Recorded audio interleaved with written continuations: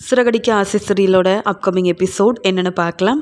முத்துவை பார்த்த உடனே இங்கே கிறிஷோட பாட்டி, முத்து தம்பி தப்பாக நினைக்காதீங்க, நீங்கள் என்னை நல்லா பார்த்துக்கிறீங்க, எனக்கு முடியாதப்ப ஹாஸ்பிட்டல்லலாம் வந்து சேர்த்துருக்கீங்க, ஆனால் கிறிஷை உங்கள் கூட நீங்கள் வீட்டுக்கு கூட்டிகிட்டு போக வேண்டான்னு சொல்ல உடனே முத்துவும் மீனாவும், என்னம்மா இப்படியெல்லாம் பேசுகிறீங்க, நாங்கள் எதுவும் தப்பு பண்ணியிருந்தா நீங்கள் மன்னிச்சிடுங்க, அதுக்குன்னு நீங்கள் இப்படி இருக்கும்போது உங்களையும் பார்த்துக்க முடியாமல் கிறிஷையும் கவனிக்க முடியாமல் இருக்கும்போது எப்படி அப்படியே விட்டுட்டு போக முடியும் அப்படின்னு கேட்குறாங்க.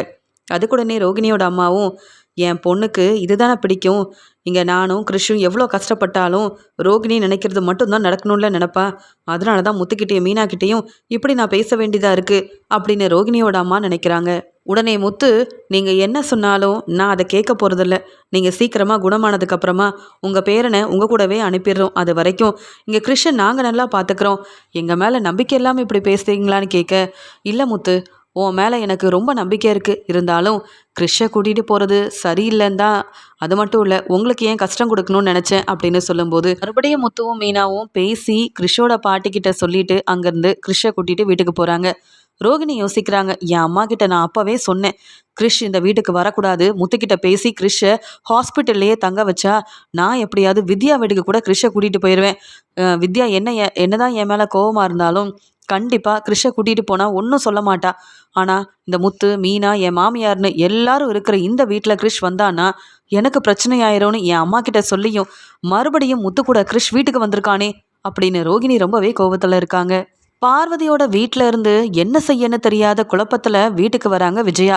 உடனே அண்ணாமலை, ஏன் விஜயா இப்போ தானே பார்வதி வீட்டுக்கு போனேன், அதுக்குள்ளே வந்துட்டேன்னு கேட்க, அது ஒரு பெரிய பிரச்சனை ஆயிடுச்சுங்க அப்படின்னு சொல்கிறாங்க. என்ன பிரச்சனை அப்படின்னு கேட்க, அதாங்க என் டான்ஸ் கிளாஸ்க்கு அந்த ரதின்னு ஒரு பொண்ணு வரும்ல அப்படின்னு சொல்ல, ஆமாம் நிறைய பேர் வரதா கூட சொன்னியே, இப்போ என்ன பிரச்சனைன்னு கேட்கும்போது, இல்லைங்க நான் இன்னைக்கு டான்ஸ் சொல்லி கொடுத்துட்ருக்கும்போது அந்த பொண்ணு மயக்கம் போட்டுட்டா, ஆனால் என்னென்னு தெரியாமல் நாங்கள் ஹாஸ்பிட்டல் கூட்டிகிட்டு போனோம், நானும் பார்வதியும் தாங்க கூட்டிகிட்டு போனோம், அங்கே டாக்டர் சொன்னதை கேட்டுட்டு நான் ரொம்ப பயந்து போயிட்டேங்க, அந்த ரதி இப்போ மாசமாக இருக்காளாம் அப்படின்னு டாக்டர் சொன்னதா இங்கே அண்ணாமலை கிட்ட சொல்ல, உடனே அண்ணாமலையும், என்ன விஜயா சொல்கிற, அந்த ரதிக்கு ஏற்கனவே கல்யாணம் ஆயிடுச்சான்னு கேட்க, இல்லைங்க கல்யாணம்லாம் ஆகலை, காலேஜுக்கு கூட போகாமல் என் டான்ஸ் கிளாஸில் வந்து சேர்ந்துக்கிட்டு நல்லபடியாக டான்ஸ் எல்லாம் தெரிஞ்சுக்கணுன்னு ஆசைப்பட்டு அந்த ரதி வந்தா, அவங்க அம்மா கிட்ட கூட நான் பேசியிருக்கேன், ரதி மயங்கினதுக்கு அப்புறமா தான் எங்களுக்கே தெரியும் அவள் மாசமாக இருக்கான்னு, இதை அவங்க அம்மா கிட்ட உடனே ஃபோன் பண்ணி சொன்னா ரொம்ப கோவமாக எங்களை திட்டுறாங்க, நாங்கள் இதுக்கு என்னங்க பதில் சொல்ல முடியும், அதாங்க இனி டான்ஸ் கிளாஸும் வேண்டாம் ஒன்றும் வேண்டான்னு பார்வதி கிட்ட பேசிட்டு அப்படியே கிளம்பி வந்துட்டேன், பார்வதியும் ரொம்பவே கோவமா, உன்னால் எனக்கு பிரச்சனை வந்துடும், இனி டான்ஸ் கிளாஸ்லாம் நீங்கள் எடுக்க வேண்டாம், சொல்லப்போனால் என் வீட்டு பக்கமே வராதுன்னு வேற திட்டாங்க அப்படின்னு சொல்லும்போது, என்ன விஜயா சொல்கிற அப்படின்னு கேட்க, அங்கே மீனா முத்துன்னு எல்லாரும் வந்து நிற்கிறாங்க. உடனே முத்துவும் இங்கே அண்ணாமலை கிட்ட, ஆமாப்பா ஏற்கனவே அந்த ரதியும் தீபனும் யாரும் இல்லாதப்ப தனியாக நின்று பேசுறது சிரிக்கிறதுன்னு தேவையில்லாத வேலையெல்லாம் செஞ்சிட்டு இருந்தாங்க, இதை மீனா கூட பார்த்ததா என்கிட்ட சொன்னா, ஏமா மீனா இதெல்லாம் உங்ககிட்ட சொன்னதே இல்லையா, அந்த ரதியும் தீபனும் தனியாக பேசுறது உங்களுக்கு தெரியுமா தெரியாதா, அவங்க டான்ஸ் கற்றுக்க வந்த மாதிரி தெரியல, இந்த மாதிரி யாருக்கும் தெரியாமல் பேசுகிறதுக்கு ஒரு இடம் கிடைக்கும்னு தான் அங்கே டான்ஸ் கிளாஸ்க்கே வந்த மாதிரி தெரியுது, நீங்கள் அவங்கள கவனிக்கல, அவங்க மேலே ரொம்ப நம்பிக்கை வச்சிங்க, அதனால தான் இப்படி பிரச்சனைக்கு மேலே பிரச்சனை, இதெல்லாம் உங்களுக்கு தேவையா, மீனாவும் நானும் சொன்னப்பவே நீங்கள் எல்லாம் புரிஞ்சு நடந்திருக்கணும், நான் கூட அன்னைக்கு சீதாவோட கல்யாணத்தை பற்றி பார்வதி அத்தை வீட்டில் பேசிட்டு வரும்போது அவங்க 2 பேரையும் பார்த்தேன்ப்பா, ஆனால் அவங்க 2 பேரும் சரியே இல்லைன்னு புரிஞ்சுக்கிட்டு பார்வதி அத்தை கிட்ட நானே சொன்னேன், நான் பார்த்துக்கிற முத்து, நான் சொன்னால் உங்கள் அம்மா விஜயா கேட்க மாட்டாளேன்னு சொன்னாங்க, இப்போ நல்லா அனுபவிங்க, உங்கள் மேலே தான் தப்பு இருக்குன்னு சொல்லுவாங்க, ஏன்னா வந்த ஸ்டூடெண்ட்டில் அவங்க என்ன செய்கிறாங்கன்னு கவனிக்கிறது உங்கள் பொறுப்பு தானே, எல்லா பிரச்சனைக்கும் காரணம் அந்த தீபன் தான் எனக்கு தோணுது அப்படின்னு சொல்ல, நீ ஒன்றும் என் டான்ஸ் கிளாஸ்க்கு வரவங்கள பற்றி பேசாத முத்து அப்படின்னு சொல்லி திட்டுறாங்க விஜயா. உடனே மீனாவும், அத்தை இப்போ நீங்கள் எவ்வளோ பெரிய பிரச்சனையில் மாட்டிகிட்டு இருக்கீங்க, இப்போ கூட உங்கள் பையன் முத்துவை புரிஞ்சுக்காம திட்டுறீங்க, இப்படிலாம் பேசாதீங்க அத்தை, நாளைக்கு உங்களுக்கு பிரச்சனை வந்தால் நாங்கள் தான் உங்களுக்காக சப்போர்ட் பண்ணணும், ஆனால் நீங்கள் என்னடானா நீங்கள் செய்கிற தப்பையும் புரிஞ்சுக்க மாட்டேங்கிறீங்க, எங்களை எப்பயுமே பேசி அவமானப்படுத்துறது சரியில்லத்த, நான் கூட அந்த தீபன் கிட்டேயும் சொல்லியிருக்கேன், அந்த ரதிக்கிட்டேயும் சொல்லியிருக்கேன், டான்ஸ் கற்றுக்க வந்தால் அந்த வேலையை மட்டும் பாருங்கள், தனியாக நின்று பேசி சிரிக்கிற வேலையெல்லாம் வேண்டான்னு, உடனே நீங்கள் என்ன சொன்னீங்க, உன் வேலையை பார்த்துட்டு போ மீனா. அவங்க எல்லாரும் என்னோட ஸ்டூடெண்ட், அவங்க மேலே எனக்கு நம்பிக்கை இருக்குன்னு பேசுனீங்க. இப்போ பிரச்சனை வந்துருச்சுன்னு வந்து நிற்கிறீங்களே, அதனால தான் பேசுகிறோன்னு சொல்ல. உடனே அண்ணாமலை, அப்போ முத்துவும் மீனாவும் அந்த தீபன் ரதியை பற்றி உங்ககிட்ட சொன்னாங்களா விஜயான்னு கேட்கும்போது, ஆமாங்க சொன்னாங்க. அப்போ நான் அவங்கள ரொம்ப நம்பினேன். இதெல்லாம் பெருசாக நான் நினைக்கவே இல்லைங்க. ஆனால் இப்போ பாருங்க, அந்த ரதி வேற மாசமாக இருக்காளாம். என்ன நடக்க போதோ. அவங்க அம்மா ஃபோன்லேயே அந்த பேச்சு பேசினாங்க.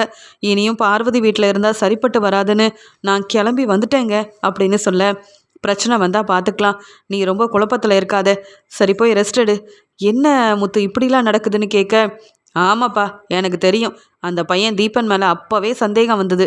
அம்மா கிட்ட சொன்னேன், அவங்க கண்டுக்கல. இப்போ இப்படிலாம் பிரச்சனை வருதில்லப்பா. இவங்க முதல்ல எதுக்குப்பா டான்ஸ் கிளாஸ் எடுக்கணும்? வீட்டில் எல்லாரும் நல்லாவே சம்பாதிக்கிறோம். தேவையில்லாமல் பிரச்சனையில் போய் அம்மாவே மாட்டிக்கிட்டாங்க பாருங்க அப்படின்னு எல்லாருமே விஜயா மேலே தப்பு இருக்கிறத புரிஞ்சுக்கிட்டு பேசுகிறாங்க. ஆனால் விஜயா மறுபடியும் அவங்க டான்ஸ் கிளாஸ்க்கு வரவங்களுக்கு சப்போர்ட் பண்ணுறாங்களே தவிர்த்து மீனா முத்து சொல்கிறத கொஞ்சம் கூட புரிஞ்சிக்காமல் இருக்கிறாங்க. ரதியோட சொந்தக்காரங்க தெரிஞ்சவங்கன்னு எல்லாரும் விஜயாவை தேடி அங்கே அண்ணாமலை வீட்டுக்கு வர, இங்கே விஜயா யாரு? அந்த டான்ஸ் கிளாஸ் நடத்துகிற விஜயாவை வெளியில் வர சொல்லுங்க அப்படின்னு சொல்ல, உடனே விஜயாவும், என்னம்மா என் வீட்டுக்கு வந்து இவ்வளோ சத்தமாக என்னையே பேர் சொல்லி கூப்பிட்டுட்ருக்கீங்க, என்ன வேணும் உங்களுக்குன்னு சொல்ல, என்ன வேணுமா? நல்லா டான்ஸ் கிளாஸ் நடத்துகிற நீ, அங்கே வர பசங்க என்ன செய்கிறாங்கன்னு கூட கூட உன்னால் பார்த்து தெரிஞ்சுக்க முடியாதா? ஆமாம், என் பொண்ணு அந்த ரதி வந்து டான்ஸ் கிளாஸ் சேர்ந்தால, அந்த தீபனும் அங்கே தான் டான்ஸ் கற்றுக்குறான்னு ஏமா நீ சொல்லலைன்னு கேட்க, என்ன பேசுகிறீங்க நீங்கள்? அவங்க எல்லாரும் என்னோட ஸ்டூடெண்ட். இவங்க தான் டான்ஸ் கிளாஸ்க்கு வராங்கன்னு உங்ககிட்ட சொல்ல வேண்டிய அவசியம் என்ன இருக்குன்னு உடனே விஜயாவும் ரொம்ப கோபமாக எதிர்த்து பேச, உன்னெல்லாம் இப்படியே விட்டால் சும்மா இருக்க முடியாது. ஏன்னா நீ அப்படிப்பட்ட வேலையை செஞ்சுருக்க. உனக்கு டான்ஸ் முக்கியம். அது மட்டும் இல்லை, மாதம் மாதம் நாங்கள் கொடுக்குற பணம் முக்கியம்னு நினச்சியே வர பசங்க அங்கே வந்து என்ன செய்கிறாங்க, அவங்கள கொஞ்சமாவது கவனித்து நல்லபடியாக பார்த்துக்கிட்டியா? உன்னை நம்பி என் பொண்ணை அனுப்புனதுக்கு அவளால் நாங்கள் எங்கள் குடும்பமே இப்போ தலை குனிஞ்சு நிற்கிறோம் அப்படின்னு விஜயாவை வெளுத்து வாங்குறாங்க. உடனே மீனா, என்னம்மா பேசுகிறீங்க? எங்கள் அத்தை செஞ்சது தப்பு, கொஞ்சம் கவனம் இல்லாமல் இருந்துட்டாங்க. ஆனாலும் உங்கள் பொண்ணு என்ன செய்கிறான்னு நீங்கள் பார்க்க வேண்டாமா? அந்த தீபன் கிட்ட உங்கள் பொண்ணு பேசுகிறான்னு உங்களுக்கு தெரியுமா தெரியாதா? அப்போ நீங்களே அங்கே ரதிக்கிட்ட சொல்லியிருக்கணும். இல்லை நீங்கள் டான்ஸ் கிளாஸ்க்கு அனுப்பாமல் இருக்க வேண்டியதானே? தப்பெல்லாம் உங்கள் பக்கம் இருக்கும்போது நீங்கள் என்னம்மா வீடு தேடி வந்து ஏன் அத்தையை திட்டிகிட்டு இருக்கீங்க அப்படின்னு மீனாவும் வந்தவங்க கிட்ட இங்கே விஜயாவுக்காக சப்போர்ட் பண்ணி பேச, உடனே முத்துவும், மீனா நீ ஏன் மீனா இதெல்லாம் பேசிகிட்டு இருக்க? நாம் நல்லதுக்கு ஒரு விஷயத்த சொன்னால் அதை எங்கள் அம்மா ஏற்றுக்கிட்டாங்களா? உன் மாமியார் அதெல்லாம் ஏற்றுக்க மாட்டாங்க. ஏன்னா உன்னையும் என் அம்மாவுக்கு பிடிக்காது, என்னை பார்த்தாலே பிடிக்காது என் அம்மாவுக்கு. அப்படி இருக்கும்போது நீ எதுக்கு எங்கள் அம்மாவுக்கு சப்போர்ட் பண்ணுற? அவங்களே பிரச்சனையை சமாளிக்கட்டும் அப்படின்னு முத்து சொல்லும்போது, உடனே அண்ணாமலையும், பாத்தியா விஜயா, நீ செஞ்ச பிரச்சனை ஒன்னால தான். மற்றவங்க பேச்சை கேட்க மாட்டல, வீடு தேடி வந்து எல்லாரும் கேள்வி கேட்குறாங்க, பதில் சொல்லுன்னு சொல்லும்போது, உடனே அங்கே இருந்து எல்லார்கிட்டையும் இங்கே மீனா இங்கே விஜயாவுக்காக பேசி புரிய வைக்கிறாங்க. எங்களை தப்பாக நினைக்காதீங்க, என் அத்தை எல்லாருக்கும் டான்ஸ் சொல்லி கொடுக்கணும் அப்படின்ற ஒரே ஆசையில் தான் இந்த டான்ஸ் கிளாஸை ஆரம்பித்தாங்க. ஆனால் இந்த தீபனும் ரதியும் அவங்க அவங்க விரும்புகிறது உங்களுக்கு தெரிஞ்ச உடனே எங்கே பார்த்துக்கிறது பேசிக்கிறதுன்னு தெரியாமல் இந்த ஒரு டான்ஸ் கிளாஸை காரணமாக வச்சு வெளியில் வர்றது, அங்கே இங்கேன்னு அவங்க போயிருக்காங்க. இதெல்லாம் உங்களுக்கு தெரியும்ல. அப்போ உங்கள் பொண்ணை நீங்கள் தானே பார்த்துக்கணும். தப்பு எங்கள் மேலே இருக்குன்ற மாதிரி வீடு தேடி அதுவும் இத்தனை பேரை கூப்பிட்டு வந்திருக்கீங்க, ரொம்ப தப்புங்க அப்படின்னு சொல்ல, உடனே அங்கே ரதியோட அம்மாவும், ஆமாம் என் பொண்ணு ஏற்கனவே அந்த தீபனை விரும்புகிறது எனக்கு தெரியும். ஆனாலும் இப்போ அவள் மாசமாக இருக்காளே, அவங்க 2 பேரும் பார்த்து பேசிக்கிட்டது அந்த டான்ஸ் கிளாஸில் தானே, அந்த கோவத்தில் தான் நாங்கள் இங்கே வந்தோம் அப்படின்னு சொல்லும்போது, உடனே மீனாவும், நீங்கள் முதல்ல உங்கள் பொண்ணோட மனசை புரிஞ்சுருக்கணும். அவங்க என்ன சொல்கிறாங்கன்றதை நீங்களும் கேட்டு தெரிஞ்சிருக்கணும்.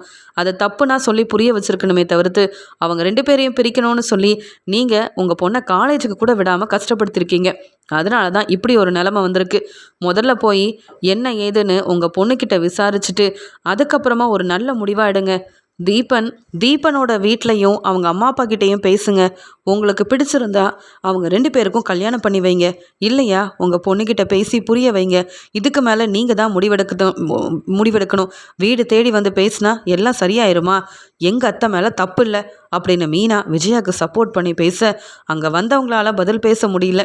என் ரதி மேலேயும் தப்பு இருக்குது. அப்புறம் இவங்கள காரணம் பேசி என்ன பிரயோஜனம் இருக்குது?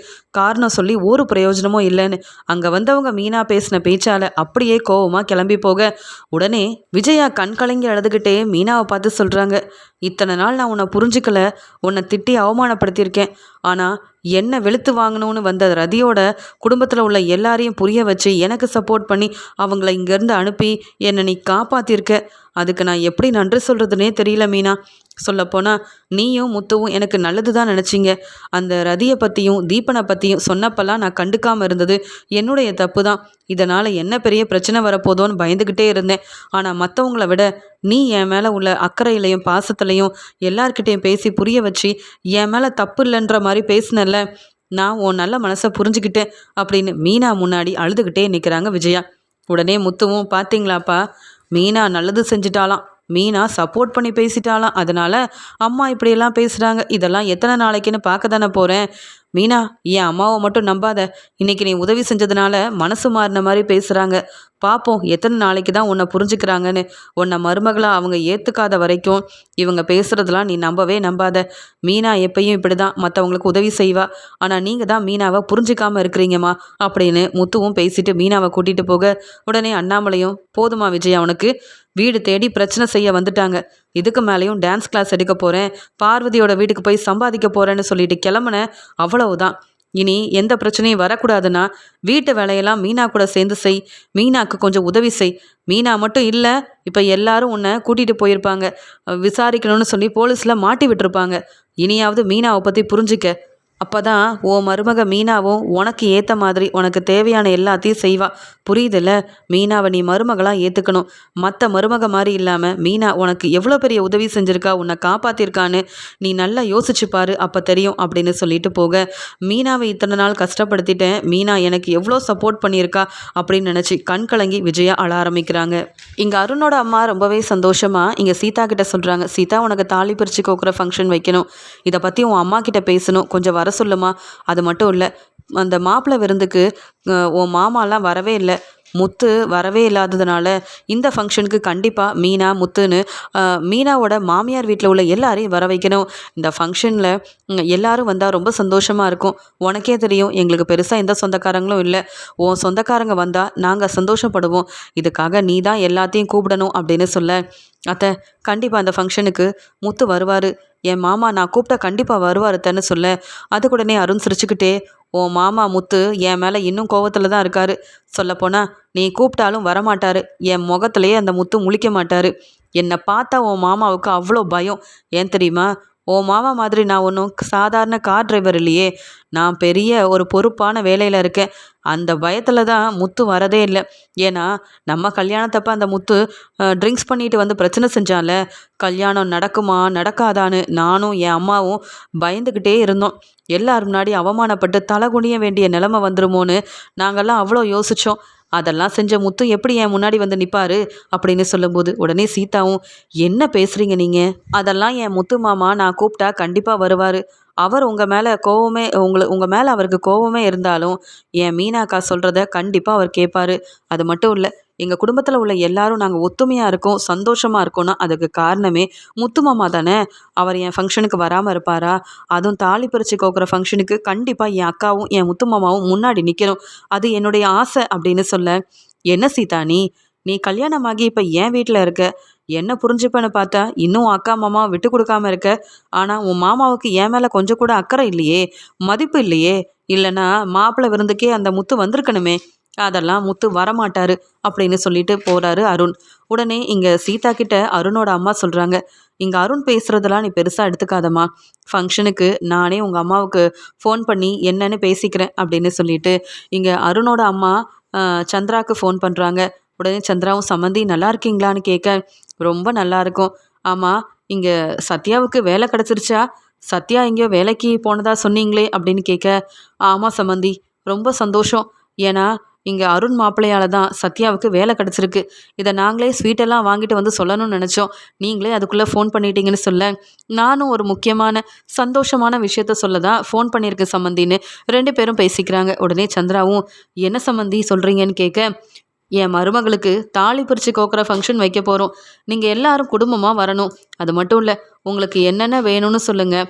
சாப்பாடை நாங்கள் செஞ்சுருவோம். நீங்கள் எதை பற்றியும் யோசிக்கவே வேண்டாம் அப்படின்னு சொல்ல, பெருசாக நான் யாரையும் கூப்பிட போகிறதில்ல அப்படின்னு சொல்லும்போது, இல்லைங்க, இந்த ஃபங்க்ஷனை எல்லாரையும் கூப்பிட்டு நல்லபடியாக நடத்தணும்னு நான் மட்டும் இல்லை அருணும் யோசிக்கிறதுனால மீனா மட்டும் வந்தால் நல்லா இருக்காது. உங்கள் மாப்பிள்ளை முத்துவையும் நீங்கள் வர சொல்வீங்கல்ல அப்படின்னு கேட்க, உடனே சந்திராவும் முத்து மாப்பிள்ளை கண்டிப்பாக வருவார், நீங்கள் கவலைப்படாதீங்க அப்படின்னு சொல்லும்போது, நான் என் சம்மந்தி குடும்பத்தையும் இதுக்காக கண்டிப்பாக கூப்பிடுவேன் அப்படின்னு சந்திரா சொல்கிறாங்க. இதை கேட்டுட்டு இங்கே அருணோட அம்மாவும், நாங்கள் எல்லா ஏற்பாடையும் செஞ்சிடுறோம், நீங்கள் குடும்பமாக வந்தால் மட்டும் போதும். உங்கள் பொண்ணு சீதா எவ்வளோ சந்தோஷமாக எங்கள் வீட்டில் வாழ்கிறான்றத நீங்கள் பார்த்து சந்தோஷப்பட வேண்டாமா அப்படின்னு சொல்லி கூப்பிட, இதெல்லாம் பார்த்து சந்திரா வந்து அருணை நினச்சி ரொம்ப சந்தோஷப்படுறாங்க. மீனா முத்துக்கிட்டேயும் அண்ணாமலை கிட்டேயும் சீதாவுக்கு நடக்க போகிற இந்த தாலி பிரித்து கோக்குற ஃபங்க்ஷனை பற்றி பேச, உடனே அண்ணாமலை இதை கேட்டு ரொம்ப சந்தோஷப்படுறாரு. மீனா, நீ முத்துவை கூட்டிகிட்டு போயிட்டு வாமா, எனக்கு அங்கே வரணும்னு ஆசை தான். அது மட்டும் இல்லாமல் இந்த மாதிரி ஃபங்க்ஷன்லலாம் நான் வந்து நின்னா உன் அம்மாவும் உன் குடும்பத்தில் உள்ள எல்லாரும் சந்தோஷப்படுவாங்கன்னு எனக்கு தெரியும். ஆனாலும் இப்போ தான் இந்த விஜயாவால் கொஞ்சம் பிரச்சனையெல்லாம் முடிஞ்சிருக்கு. நான் இப்போ அங்கே வந்தால் சரிப்பட்டு வராது. விஜயாவை பற்றி உனக்கே தெரியும்லம்மா, அதனால் நீயும் முத்துவும் அந்த ஃபங்க்ஷனுக்கு போயிட்டு வாங்க. நான் கேட்டதா சொல்லுமா அப்படின்னு சொல்ல, உடனே முத்து, ஏன் மீனா நானுமா வரணும்? நான் வந்து அந்த அருணுக்கு பிடிக்காது. அப்படியே நான் வந்தாலும் தேவையில்லாமல் பேசி பிரச்சனை செஞ்சு அந்த ஃபங்க்ஷனையே நிம்மதியாக நடக்க விட மாட்டான் அந்த அருண். எனக்கு அருண் மேலே கோபம் இருக்குது, ஆனால் சீதாவோட வாழ்க்கை மேலே ரொம்பவே அக்கறை இருக்குது. நான் வரல மீனா அப்படின்னு சொல்ல, உடனே மீனாவும், என்ன பேசுகிறீங்க? நீங்கள் தானே சொன்னீங்க சீதா என் தங்கச்சி மாதிரி, அவளுக்கு ஒரு நல்ல வாழ்க்கையை அமைச்சு கொடுப்பேன்னு. இப்போ சீதாவுக்கு கல்யாணம் ஆயிடுச்சு, நீங்கள் வரணும் இந்த ஃபங்க்ஷனுக்குன்னு சீதா விரும்புகிறா. உங்கள் தங்கச்சி கேட்டால் நீங்கள் வராமல் இருப்பீங்களா? அப்புறம் உங்களுக்கு அக்கறையே இல்லை சீதா மேலேன்னு நாங்களே யோசிக்க வேண்டியதாக போயிடும். எந்த ஃபங்க்ஷனாக இருந்தாலும் அந்த அருண் இருக்காருன்னு நீங்கள் வரதே இல்லை. சீதாவும் என் அம்மாவும் ரொம்ப மனசு வேதனைப்படுறாங்க. நீங்கள் கண்டிப்பாக சீதாவோட தாலி பிரித்து கோக்குற ஃபங்க்ஷனுக்கு வரணுங்க. நான் மட்டும் போனால் அருணோட அம்மாவும் என்னெல்லாம் நினைப்பாங்க அப்படின்னு சொல்லும்போது, எனக்கு அன்னைக்கு சவாரி இல்லைன்னா கண்டிப்பாக வருவேன். வேறு ஏதாவது வேலை இருந்தால் என்னால் அந்த அருண் வீட்டுக்கு வர முடியாது. இதே உங்கள் அம்மா வீட்டுக்கு கூப்பிட்டு நான் வருவேன். இந்த சத்யாவுக்கு ஏதாவது உதவி செய்யணும்னு சொல்லு, கண்டிப்பாக செய்வேன். என்ன செய்ய, எனக்கு பிடிக்காத மாப்பிள்ளையை தானே இந்த சீதா கல்யாணம் பண்ணியிருக்கா. அதனால் இப்படியெல்லாம் நடக்க தான் செய்யும். உனக்கு உன் தங்கச்சி முக்கியம், உன் தங்கச்சி வாழ்க்கை முக்கியம். அதை மட்டும் நீ பாரு, என்ன எதிர்பார்க்காத அப்படின்னு சொல்லிட்டு முத்துவும் கிளம்பி போகிறாரு. தாலி பிரித்து கோக்குற ஃபங்க்ஷனுக்கு அக்கம் பக்கத்தில் உள்ளவங்க சொந்தக்காரங்கன்னு அருண் வீட்டுக்கு நிறைய பேர் வந்திருக்காங்க. அங்கே மீனாவும் வந்து நிற்கிறாங்க. மீனாவும் இங்கே சீதாவுக்கு அலங்காரம் பண்ணிகிட்ருக்காங்க. உடனே சீதா, அக்கா இன்றைக்கி முத்துமாமா கண்டிப்பாக வந்துடுவார்ல அப்படின்னு மறுபடியும் கேட்க, உன் மாமா வந்துடுவேன்னு சொன்னார், சவாரிக்கு போனால் தான் வர முடியாதுன்னு சொன்னார். ஆனாலும் உன் மேலே உள்ள அக்கறையிலையும் நம்ம குடும்பத்து மேலே உள்ள மதிப்புலையும் கண்டிப்பாக இன்றைக்கி உன் மாமா வரதான் போகிறாருன்னு சொல்ல, ஏன் கேட்குறேன்னா அருணுக்கும் முத்து மாமாவுக்கும் ஆகவே மாட்டேங்குது. இவங்க 2 பேரும் ஒருத்தர் பார்த்துக்கிட்டாலும் கோவமாக தான் பார்த்துக்கிறாங்க. இப்படி ஃபங்க்ஷன் எதுலையாவது கலந்துக்கிட்டா அவங்க 2 பேரும் ஒருத்தர் புரிஞ்சுப்பாங்கல்லக்கா, அதுக்கு தான் மாமாவும் வரணும்னு நான் ஆசைப்பட்றேன் அப்படின்னு சொல்லும்போது, அதெல்லாம் உன் மாமா வந்துடுவார், நீ கவலைப்படாமல் இரு அப்படின்னு சொல்லிடுறாங்க. உடனே அருணோட அம்மாவும், என்னம்மா சீதா, அலங்காரம் எல்லாத்தையும் பண்ணிட்டியா? நீ வந்து இங்கே உட்காருமா, உனக்கு செய்ய வேண்டிய எல்லாத்தையும் அங்கே செய்யணும். அது மட்டும் இல்லாமல் தாலி பிரித்து கோக்குற ஃபங்க்ஷனை ஆரம்பிக்கிறோம் அப்படின்ற மாதிரி பேச, உடனே அருணும், அம்மா எனக்கும் கொஞ்சம் வெளியில் வேலை இருக்குமா, அது மட்டும் இல்லை நான் வந்து சீக்கிரமாகவே என் வேலைக்கு வந்துடுவேன்னு சொல்லிட்டு வந்திருக்கேன், ஃபங்க்ஷனை ஆரம்பிக்கலாமா அப்படின்னு சொல்ல, இங்கே சந்திராவும், என்ன மீனா இன்னும் மாப்பிள்ளை வரலை அப்படின்னு சொல்ல, இங்கே சத்யாவும், ஆமாக்கா முத்து மாமாவுக்கு நான் ஃபோன் பண்ணி பார்க்கட்டுமா, இல்லை நீ ஃபோன் பண்ணி வர சொல்லுக்கா, இங்கே பாரு ஃபங்க்ஷன் ஆரம்பிக்க போகிறாங்க, முத்து மாமா இல்லாமல் எப்படிக்கா இதெல்லாம் நடக்கிறதுன்னு சொல்லி இங்கே சத்யாவும் சந்திராவும் சொல்லிகிட்ருக்காங்க. உடனே மீனாவும் முத்துவுக்கு ஃபோன் பண்ண, முத்து உடனே, என்ன மீனா நான் தான் சொன்னேன்ல சவாரிக்கு போகிறதுனால வந்தால் தான் வர முடியும்னு, நீ முதல்ல அவங்கக்கிட்ட இதெல்லாம் சொல்லிடு, நான் வருவேன்னு அவங்கெல்லாம் எதிர்பார்த்துட்டு இருக்க வேண்டாம், ஃபங்க்ஷன் நல்லபடியாக நடந்த உடனே நீ எனக்கு ஃபோன் பண்ணு அப்படின்னு சொல்லிட்டு ஃபோனை வச்சிடுறாரு. இங்கே சந்திரா கிட்ட மீனா என்ன சொல்லனே தெரியல. ஆனால் சந்திரா சொல்கிறாங்க, கொஞ்சம் இருங்களேன், எங்கள் முத்து மாப்பிள்ளை வந்துடட்டும் அப்படின்னு சொல்ல, இங்கே அருணுக்கு கோவம் வருது. நான் வெளியில் வேலைக்கு போகணும், இவங்க என்னவோ முத்து வந்தாதான் இந்த ஃபங்க்ஷனே நடக்குன்ற மாதிரி பேசுகிறாங்க. அந்த முத்துக்கு முதல்ல என்ன தகுதி இருக்குது என் முன்னாடி என் வீட்டில் வந்து நிற்கிறதுக்கு? எனக்கு கல்யாணமே நடக்கக்கூடாதுன்னு சொல்லி முயற்சி செஞ்சவன் தானே அந்த முத்து. கல்யாணத்தை நடக்க விடாமல் செய்யணும்னு நல்லா ட்ரிங்க்ஸ் பண்ணிட்டு வந்து மண்டபத்தில் பிரச்சனை செஞ்சவன் தானே அந்த முத்து. அவன் வந்தால் இந்த ஃபங்க்ஷன் நல்லபடியாக நடக்குமா? அது தெரிஞ்சுதான் அந்த முத்து வரல. இவங்க எல்லாரும் என்ன நினச்சிட்ருக்காங்க? என் மனைவிக்கு தாலி பிரித்து கோக்குற ஃபங்க்ஷன், நான் பக்கத்தில் இருக்கும்போது முத்துவை எதிர்பார்த்துட்டு இருக்காங்க எல்லாரும். இதெல்லாம் சரியே இல்லை. இந்த சீதாவையும் திருத்த முடியல. அவங்க அம்மா, சீதா, இந்த சத்யான்னு எல்லாரும் ஒரே மாதிரி தான் இருக்காங்க. இந்த சத்யாவுக்கு வேலை கிடைக்கணும்னு தெரிஞ்சவங்க கிட்டலாம் பேசி வேலை வாங்கி கொடுத்தது நான். ஆனால் அந்த சத்யா கூட முத்து வரணும்னு எதிர்பார்க்குறான். எனக்கு இதெல்லாம் கொஞ்சம் கூட பிடிக்கவே இல்லை அப்படின்னு ரொம்ப கோபமாக உட்காந்துட்ருக்க. உடனே மீனாவும், அம்மா தப்பாக நினைக்காதீங்கம்மா, உன் மாப்பிள்ளைக்கு அங்கே ஒரு பெரிய சவாரி கிடச்சிருக்கு. அவர் அதெல்லாம் முடிச்சுட்டு வர நேரமாகும். நம்ம ஃபங்க்ஷனை ஆரம்பிக்கலாமா? எவ்வளோ நேரம் தான் 2 பேரும் இப்படியே உட்காந்துட்ருப்பாங்க அப்படின்னு சொல்லும்போது உடனே அருணும், அதை தான் நானும் சொல்கிறேன் மீனா, எனக்கும் நேரம் ஆகுதுங்க, நிறைய வேலை இருக்குது. நான் என்ன அந்த முத்து மாதிரியா? சாதாரண கார் டிரைவராங்க நான் எவ்வளோ பெரிய பொறுப்பான வேலையில் இருக்கேன். அதை புரிஞ்சுக்காம முத்து வந்தாதான் இந்த ஃபங்க்ஷன் நடக்குன்ற மாதிரி என்ன மீனா உங்கள் அம்மா இப்படி பேசிகிட்டு இருக்காங்க? கல்யாணத்தப்ப கூட முத்து வந்தாதான் கல்யாணம் நடக்கணும்னு சொன்னாங்க. அப்போ நான் பொறுமையாக இருந்தேன். ஏன்னா எல்லார் முன்னாடியும் எனக்கும் சீதாவுக்கும் கல்யாணமானா அது மதிப்பு மரியாதையை தருன்றதுக்காக. ஆனால் இப்போ சீதா என் மனைவி. அந்த முத்துவை எதிர்பார்த்து தான் நாங்கள் வாழ்ந்துட்டுருக்கோமா என்ன? என்ன பிடிக்காத அந்த முத்து முகத்தில் நான் ஏங்க முழிக்கணும்? ஃபங்க்ஷனுக்கு வர பிடிக்கலன்னு முத்து சொல்ல வேண்டியதானே? அது என்ன, எங்களுக்கு நடக்கிற ஃபங்க்ஷனில் எங்களை வந்து காத்திருக்க வைக்கிறது தப்புங்க. அந்த முத்து வருவாரா இல்லையா அப்படின்னு சொல்லி கேட்க, உடனே சந்திரா, தப்பாக பேசாதீங்க மாப்பிள்ள, நீங்கள் யாரை பற்றி பேசிகிட்டு இருக்கீங்கன்னு புரிஞ்சு தான் பேசுகிறீங்களா? முத்து மாப்பிள்ளை இப்படி நீங்கள் தப்பாக பேசுகிறத என்னால் ஏற்றுக்க முடியாது. சாதாரண கார் டிரைவர்னு சொல்கிறீங்க, என்னவோ அவரால் தான் உங்களுக்கு கல்யாணம் நடந்திருக்குன்றதே மறந்துட்டு பேசுகிறீங்களே. முத்து மாப்பிள்ளை வருவார், கொஞ்சம் பொறுமையாக தான் இருங்களேன். சீதாவோட கல்யாணம் நல்லபடியாக நடக்கிறதுக்கு காரணமே முத்துவும் மீனாவும் தான். மீனா மட்டும் யாருக்கும் தெரியாமல் ரெஜிஸ்டர் ஆஃபீஸில் கல்யாணம் செஞ்சு வைக்கலன்னா இந்நேரம் நானே இந்த கல்யாணத்தை வேண்டான்னு சொல்லியிருப்பேன். போனா போதுன்னு நாங்கள் தான் பொறுமையாக இருக்கோம். நீங்கள் ரொம்ப நல்லவங்க மாப்பிள்ளை, அதனால் நீங்கள் இப்படியெல்லாம் பேசாதீங்க, என்னால் தாங்கிக்க முடியல. முத்து மாப்பிள்ளை வரட்டும் அப்படின்னு மறுபடியும் இங்கே வந்து முத்துவுக்கு சப்போர்ட் பண்ணி சந்திரா பேசுகிறாங்க. உடனே சத்யா மறுபடியும் முத்துக்கு ஃபோன் பண்ணேன். உடனே முத்து, சத்யா என்னடா எப்படி இருக்க? உனக்கு வேலை கிடச்சிருச்சுன்னு கேள்விப்பட்டேன், ரொம்ப சந்தோஷம்னு சொல்ல. ஆமாம் மாமா, பிடிச்ச மாதிரியே வேலை கிடச்சிருச்சு. மாமா நீங்கள் எங்கே இருக்கீங்க? சீதா அக்காவுக்கு தாலி பிரித்து கோக்குற ஃபங்க்ஷன் இருக்கே, நீங்கள் வராமல் இருந்தால் எப்படி இந்த ஃபங்க்ஷன் நடக்கும்? நீங்கள் வந்தே ஆகணும்னு அம்மா ரொம்ப அடம் பிடிக்கிறாங்க. மாமா சவாரி முடிச்சுட்டு கொஞ்சம் சீக்கிரம் வாங்க மாமா, இல்லைன்னா பிரச்சனை எதுவும் வந்துடக்கூடாதுல்ல அப்படின்னு சொல்ல, சத்யா தப்பாக நினைக்காத, இந்த ஃபங்க்ஷனுக்கு நான் வந்தால் தான் அருணால் பிரச்சனை வரும். நான் என் வேலையை பார்க்குறேன், நீங்கள் அந்த ஃபங்க்ஷனை பார்த்துக்கோங்களேன். இதுக்கு மேலே ஃபோன் பண்ணி வர சொல்லாதீங்க என்னெல்லாம் அப்படின்ற மாதிரி சொல்லிடுறாங்க. முத்து இப்படி பேசுனதை கேட்டுட்டு சந்திராவை எப்படி சமாளிக்கணும்னு தெரியாமல் நிற்கிறாங்க மீனாவும் சத்யாவும். இங்கே இன்னொரு பக்கம் கண்டிப்பாக முத்து மாப்பிள்ளை வரணும், கொஞ்சம் பொறுமையாக இருங்க சம்மந்தி அப்படின்னு அருணோட அம்மாக்கிட்டேயும் சொல்லிட்டு இருக்க.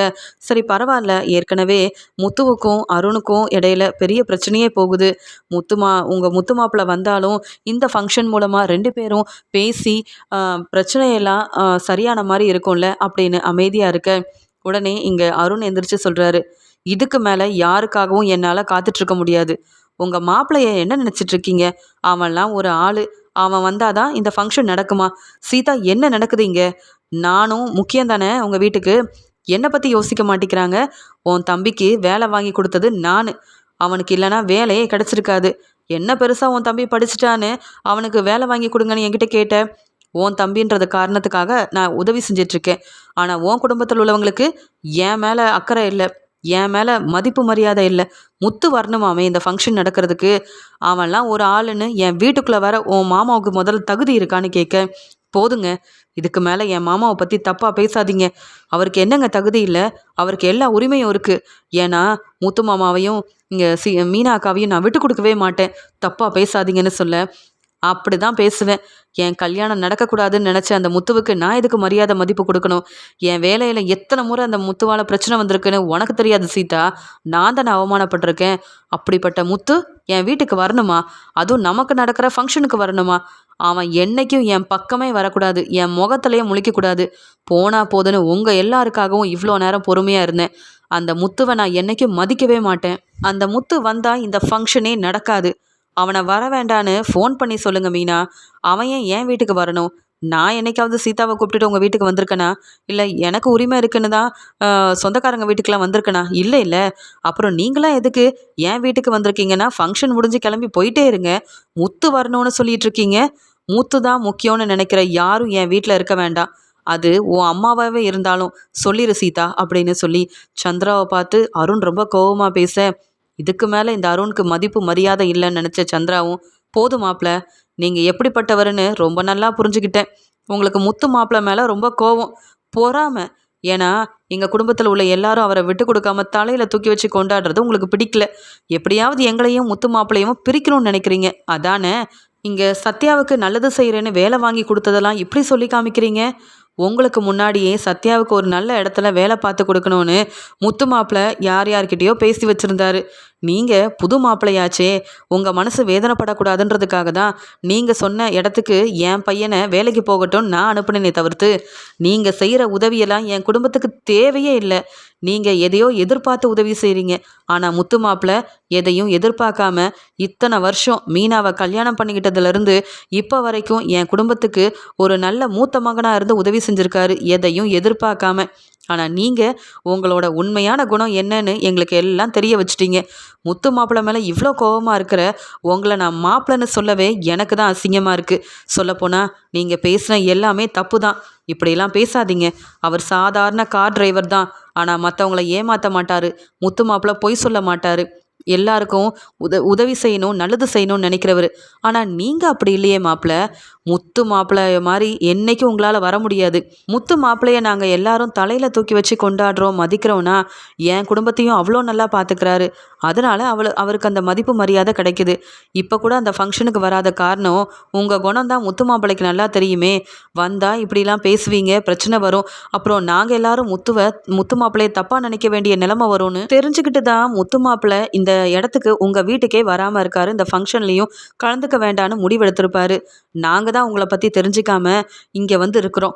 முத்து மாப்பிள்ளை இல்லாத இந்த ஃபங்க்ஷனில் நாங்கள் இருக்கவே மாட்டோம் அப்படின்னு சொல்ல, கிளம்புங்க, இப்போவே தெரிஞ்சுக்க சீதா. உன் அம்மா, அக்கா, உன் முத்து மாப்பிள்ளை, உன் தம்பின்னு இவங்க தான் வேணும்னா இந்த வீட்டில் நீ இருக்க வேண்டாம். இல்லை என் பேச்சை நீ கேட்பனா இங்கே வீட்டில் இருக்கலாம். இப்போவே நீ ஒரு முடிவெடுத்துட்டு இங்கே இருக்கணுமா இல்லை உங்கள் அம்மா கூட கிளம்புறியான்னு நீ சொல்லு அப்படின்னு சொல்ல, உடனே சீதா அழுதுகிட்டே, என்னங்க இப்படியெல்லாம் பேசுகிறீங்க? என்னை விரும்பும்போது இப்படிலாம் நீங்கள் பேசினதே இல்லையே. என் குடும்பத்தை நல்லா பார்த்துப்பேன்னு சொன்னீங்கல்ல. முத்து மாமா மாதிரியே நானும் உன் குடும்பத்தை நல்ல அக்கறையோடு பார்த்துப்பேன்னு சொன்னீங்க. இப்போ என் குடும்பத்திலேருந்து என்னை பிரிக்கணும்னு நினைக்கிறீங்க, இல்லைனா என் குடும்பத்திலேருந்து முத்து மாமாவை பிரிக்கணும்னு நினைக்கிறீங்க. ஏங்க இப்படி பிரச்சனை செய்கிறீங்க? உங்கள் முகத்தில் முழிக்கக்கூடாதுன்னு என் முத்து மாமா நினைக்கல. இந்த ஃபங்க்ஷனில் வந்தால் இப்படியெல்லாம் நீங்கள் பேசுவீங்கன்னு தெரிஞ்சு தான் அவர் வராமல் இருக்கார். நாங்கள் தாங்க உங்கள் குணத்தை புரிஞ்சிக்காமே இருந்துட்டோம். பாருங்கள், எங்கள் அம்மாவே உங்கள் மேலே எவ்வளோ கோவப்பட்டு பேசுகிறாங்கன்னு. என் தம்பிக்கு வேலை வாங்கி கொடுத்ததை சொல்லி காமிக்கிறீங்க. இப்படி நீங்கள் செய்கிறதுக்கு சத்யா அந்த வேலைக்கு போகாமையே இருக்கலாம். சத்யா, உன் மாமா வாங்கி கொடுத்த வேலை உனக்கு வேண்டாம். முத்து மாமா கிட்ட சொல்லு, உன்னை இதை விட ஒரு நல்ல வேலைக்கு அனுப்புவார். அவர் மேலே இதனால தாங்க நாங்கள் நம்பிக்கை வச்சுருக்கோம். என்றைக்குமே எங்கள் குடும்பத்துக்கு செஞ்ச நல்லதை முத்து மாமா சொல்லி காமிச்சதே இல்லை. ஆனால் நீங்களும் முத்து மாமாவும் என்றைக்கும் ஒன்றாக முடியாது. முத்து மாமா இடத்துக்கு உங்களால் வரவே முடியாதுன்னு புகழ்ந்து பேசிகிட்டு இருக்காங்க முத்துவை. ரொம்ப கோபமாக இருந்த இங்கே அருணும் சொல்ல சொல்ல கேட்காம அந்த முத்துவை பாராட்டி பேசுகிற, நீ எல்லாம் எதுக்கு எனக்கு மனைவியாக இருக்கணும் அப்படின்னு மீனா முன்னாடியும் சந்திரா முன்னாடியும் கோவத்தில் இங்கே சீதாவை பலார்னு வெளுத்து வாங்குறாரு அருண். இதை பார்த்துட்டு சந்திராவால் தாங்கிக்க முடியல. போதும் மாப்பிள்ள, இதுக்கு மேலே ஏதாவது பேசுனீங்க இல்லை சீதாவை புரிஞ்சுக்காம பேசுனீங்க, அவ்வளவுதான் உங்களுக்கு மரியாதை. உங்களோட உண்மையான குணம் என்னன்னு இப்போ எங்களுக்கு நல்லா தெரிஞ்சிருச்சு. உங்களுக்கு முத்து மாப்பிள்ளையை பிடிக்கலன உடனே அவரை நாங்கள் பாராட்டி பேசினாலோ புகழ்ந்து பேசினாலோ உங்களுக்கு பிடிக்க மாட்டேங்குது. உடனே உங்கள் குணத்தை நீங்கள் எல்லாருக்கும் தெரிகிற மாதிரியே நீங்கள் செஞ்சிட்டீங்கல்ல. போதும், இதுக்கு மேலேயும் நீங்கள் என்னோட மாப்பிள்ளை, எங்கள் வீட்டு மாப்பிள்ளைன்னு சொல்கிறதுக்கு எங்களுக்கும் விருப்பம் கிடையாது. இந்த ஃபங்க்ஷனில் முத்து மாப்பிள்ளை வரமாட்டார். நாங்களும் இந்த ஃபங்க்ஷனில் இருக்க விரும்பலை. உங்கள் பொண்டாட்டி சீதாவுக்கு இந்த ஃபங்க்ஷனில் என்ன செய்யணுமோ நீங்கள் செஞ்சுக்கோங்க. முத்து மாப்பிள்ளையை தப்பாக பேசின உங்கள் வீட்டு பக்கமே நாங்கள் வரப்போகிறதில்ல. முத்து மாப்பிள்ளையை எவ்வளோ ஏளனமாக பேசி அவமானப்படுத்துனீங்க. எங்களுக்கு தெரியும் அவரோட நல்ல குணம் என்னன்னு. அவரை பற்றி பேச உங்களுக்கு தான் தகுதி இல்லை. உங்கள் வீட்டு பக்கமே என்றைக்கும் முத்து மாப்பிள்ளை வரவே மாட்டார். நீ வாமினா, நம்ம கிளம்பலாம். இவர் பேசுகிற பேச்சுக்கெலாம் நம்ம இங்கே இருந்தோன்னா அவ்வளவுதான், நமக்கு இனி மதிப்பும் மரியாதையும் கிடைக்காதுன்னு சொல்ல, உடனே அருணோட அம்மா, என்ன அருண் இப்படி பேசிட்ட? முத்துவோட அருமை பெருமை உனக்கு தான் தெரியல. ஆனால் இந்த குடும்பத்து மேலே முத்து எவ்வளோ அக்கறையாக இருக்காரு. நீ ஏன் இப்படி பேசுகிறேன்னு சொல்ல. போதுமா, அந்த முத்துவை எனக்கு பிடிக்காது. அவனை நான் சும்மா விடவே மாட்டேன். கார் டிரைவராக இருக்கான்ல அந்த முத்து, அவனுக்கு சம்பாதிக்க கூட ஒரு ஒரு வேலை இல்லாமல் செஞ்சு அவனை அவமானப்படுத்த தான் போகிறேன். அப்போ நீங்களாம் என்ன செய்கிறீங்கன்னு நான் பார்க்குறேன்னு சொல்ல, உடனே இங்கே மீனாவும் பார்த்துக்கலாம் அருண், உங்களுக்கு கல்யாணம் செஞ்சு வச்சது பெரிய தப்புன்னு புரிஞ்சுக்கிட்டேன். என் தங்கச்சியை நல்லா பார்த்துக்கோங்க. என் வீட்டுக்காரர் மேலே உள்ள கோவத்தில் சீதாவை அவமானப்படுத்துனீங்க, அவ்வளவுதான் அப்படின்னு வெளுத்து வாங்கிட்டு ரொம்ப கோவமாக இருந்த சந்திராவை கூட்டிட்டு அங்கேருந்து சந்திரா, மீனா, சத்யான்னு 3 பேருமே கிளம்பிடுறாங்க. இங்கே சீதா அழுதுகிட்டே இருக்க சீதா சொல்கிறாங்க, உங்களை பற்றி நல்லா புரிஞ்சுக்கிட்டேன். என் ஃபங்க்ஷனுக்கு என் அம்மா, அக்கா, தம்பின்னு யாரையும் சந்தோஷமாக கூட இருக்க விடாமல் தேவையில்லாமல் பேசி அனுப்பிட்டீங்கல்ல. நீங்கள் நல்லவரே இல்லைங்க. நீங்கள் பேசின பேச்சால் என் அம்மா எவ்வளோ மனசு வேதனைப்பட்டிருப்பாங்க. என் குடும்பத்திலேருந்து எல்லாரும் வரணும்னு உங்கள் அம்மா தானே சொன்னாங்க. அப்போ என் மாமா வரணும்னு எதிர்பார்த்ததில் என்னங்க தப்பு? ஆனால் உங்களை பற்றி என் அம்மா, அக்கான்னு எல்லாரும் நல்லாவே புரிஞ்சுக்கிட்டாங்க. இனி என் சொந்தக்காரங்க யாரும் இந்த வீட்டு பக்கமே வரமாட்டாங்க. இதுக்கு தானே ஆசைப்பட்டீங்க. இப்போ உங்களுக்கு சந்தோஷம் தானே அப்படின்னு கேட்க, அதுக்குடனே இங்கே அருண் ரொம்ப கோவமா, ஆமாம் சீதா, எனக்கு முத்துவை பிடிக்காதுன்னா உனக்கும் அந்த முத்துவை பிடிக்கக்கூடாது. உன் குடும்பத்தில் உள்ள யாருக்கும் அந்த முத்துவை பிடிக்கக்கூடாது. என்னை மட்டும்தான் நல்ல மாப்பிள்ளைன்னு தலையில் தூக்கி வச்சு கொண்டாடணும். அதுக்காக தான் இப்படி செஞ்சேன். ஆனால் உன் வீட்டில் உள்ள எல்லாரும் முத்துவை தானே நல்லபடியாக பேசுகிறாங்க, முத்துவை தானே புரிஞ்சு வச்சுருக்காங்க. என்னை யாருமே நல்ல மாப்பிள்ளைன்னு சொல்லலையே. அதுக்காக தான் உன் வீட்டில் உள்ள உன் தம்பி, உன்னுடைய அம்மா, உன் அக்கான்னு யாருமே இந்த வீட்டு பக்கம் வரக்கூடாது. நீயும் அவங்கக்கிட்ட ஃபோன் பண்ணி பேசக்கூடாது. என்னை அவமானப்படுத்திட்டு போயிருக்காங்கல்ல உன் அம்மாவும் உன் தம்பியும், அவங்களோட நினப்பு கூட உனக்கு வரக்கூடாது. இனி நான் சொல்கிறத மட்டும்தான் நீ கேட்கணும். அவங்கெல்லாம் வேணும்னு நினச்சா இப்போவே கிளம்பி போயிரு. என் வாழ்க்கை இப்படியே இருந்துட்டோம். ஆனால் நான் தான் வேணும்னு நினச்சா இனி நான் சொல்கிறத மட்டும்தான் நீ கேட்கணும் அப்படின்னு ரொம்பவே கோவமாக பேசிட்டு அந்த ஃபங்க்ஷன் நல்லபடியாக நடக்கும்னு நினச்சிட்டு இருந்த அருணோட அம்மாவுக்கு பேரதிர்ச்சி கொடுக்குற மாதிரி அருண் இப்படி பேசினதெல்லாம் பார்த்துட்டு சீதா ஒரு பக்கம் உட்காந்து அழுதுட்ருக்காங்க. இங்கே அருணோட அம்மாவும் அருணை திட்டிகிட்டு இருக்காங்க. இங்கே அங்கேருந்து ஃபங்க்ஷனும் வேண்டாம், ஒன்றும் வேண்டான்னு கிளம்பி வந்த சீதாவோட அம்மா சந்திரா சொல்கிறாங்க, பாத்தியா மீனா, அந்த அருண் ரொம்ப நல்லவன் நினச்சேன். முத்து மாப்பிள்ளை சொன்னது சரிதான் போல. ஃபங்க்ஷனில் எப்படி நடந்துக்கணும்னு கூட தெரியாமல் நம்ம முன்னாடியே சீதாவை பலார்னு அந்த அருண் வெளுத்து வாங்கிட்டான். அதுலேயும் முத்து மாப்பிள்ளைய அந்த அருணுக்கு பிடிக்கவே இல்லை. அதனால் தேவையில்லாமல் நம்ம குடும்பத்தையும் தப்பாக பேசுனதுனால தான் இனி அந்த அருணோட முகத்திலேயே முழிக்கக்கூடாதுன்னு ஃபங்க்ஷன் நடக்கிறதுக்கு முன்னாடியே உன்னை கூட்டிகிட்டு நான் வந்துட்டேன். நம்ம மேலே உள்ள கோவத்தில் அங்கே சீதா எவ்வளோ கஷ்டப்பட போகிறாளோ அந்த அருணால் அப்படின்னு அருணை நினச்சி ரொம்பவே கோவத்தில் இருக்காங்க சந்திரா.